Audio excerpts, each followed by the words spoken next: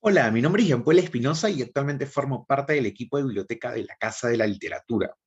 La presente grabación integra el segundo ciclo de videoensayos que tendrá como finalidad leer y comentar poemas que aborden directamente el tema de la nación en la poesía peruana publicada a lo largo del siglo XX. Como ya mencioné en algunos otros videos anteriores, me propongo básicamente explorar las características principales del modo en que estos poemas imaginan la nación. Y así voy a brindar algunos apuntes respecto a la forma, el contenido, el contexto, los planteamientos ideológicos y demás. Así que sin más preámbulo presentaré el poema de hoy. Se trata de Patria Tristísima, de Manuel Escorza. Este texto, por cierto, salió publicado por primera vez en el conjunto Las Imprecaciones de 1955. Y es importante mencionar que la edición pertenece a la colección Viento del Pueblo, un sello mexicano, y esto quiere decir, evidentemente, que el poemario en donde se halla Patria Tristísima no apareció en la tierra natal de Manuel Escorza, o sea, no salió aquí en Perú. Y ese es un detalle que amerita una cierta interpretación que ya llevaremos a cabo más adelante. Por lo pronto daremos lectura al poema. Ustedes ya pueden observar en la pantalla. Esto es Patria Tristísima. Ay, Perú, patria tristísima, ¿dónde vieron los poetas pájaros transparentes? Yo solo veo dolor, yo únicamente amargas cocinas, yo puramente platos vacíos. A mí solamente salen espinas, lobos furiosos del pecho abierto. ¿Dónde no estuvo la tiranía, la frente arrasada, el pétalo impotente?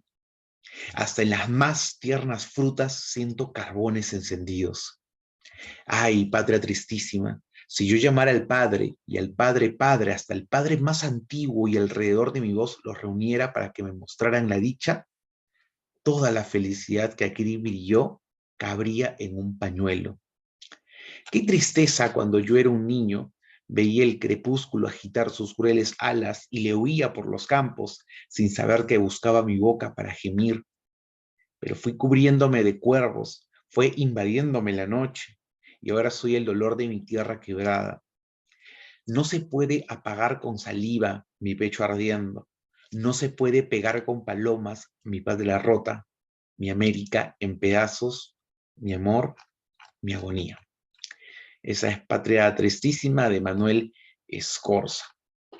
Y bueno, lo primero que me gustaría poner de relieve es que Patria Tristísima se halla en un apartado del libro Las Imprecaciones, en donde se dan a conocer bajo el código lírico, obviamente, varias reflexiones sobre la nación. El poema se ubica en medio de otros textos como Patria Pobre, como Patria Tierna o Patria Diamantina.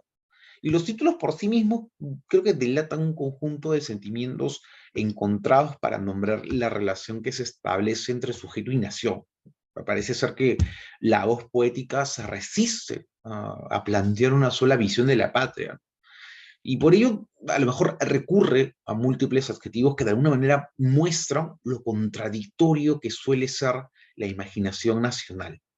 O sea, en este caso en particular, Patria Tristísima es un retrato melancólico de la nación, que se sitúa, digamos, en la orilla opuesta de los cantos celebratorios. O sea, cada una de las imágenes que ahí se presentan tienen como función exponer una coyuntura caracterizada por la crisis y el desamparo. Ustedes van a poder ahí observar en algunos versos, ¿no?, que tiene que ver con, por ejemplo, el que voy ahora mismo a enfocar.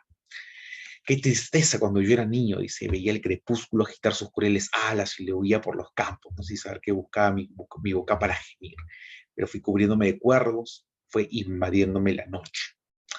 En fin, creo que es uno de esos poemas que marcan un derrotero en la producción lírica de Manuel Escorza. Y es importante también mencionar que o sea, pese a testimoniar esa situación bastante evidencial, el poema eh, fue escrito en el exilio, no en el Perú. Repito, o sea, hay una especie de testimonio muy vívido, pero recordemos que para la década del 50 Escorza vivía expatriado en México a causa de las políticas represivas de la dictadura de Manuel Odría.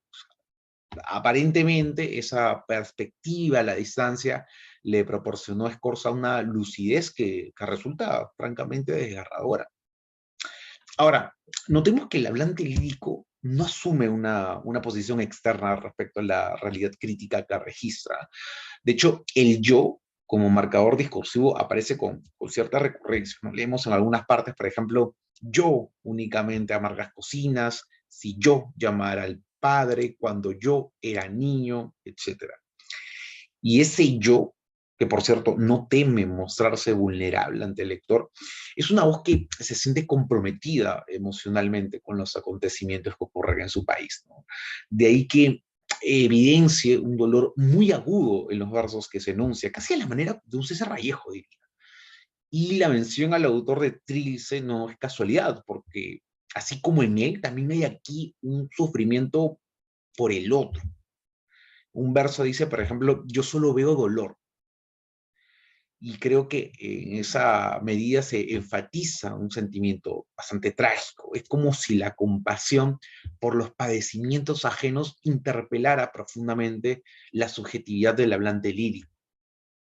Y eso nos conduce a una pregunta crucial, ¿no? ¿Cómo la identidad del enunciador está atravesada por el dolor de pertenecer a una nación en crisis? Hay mucho que reparar en ello.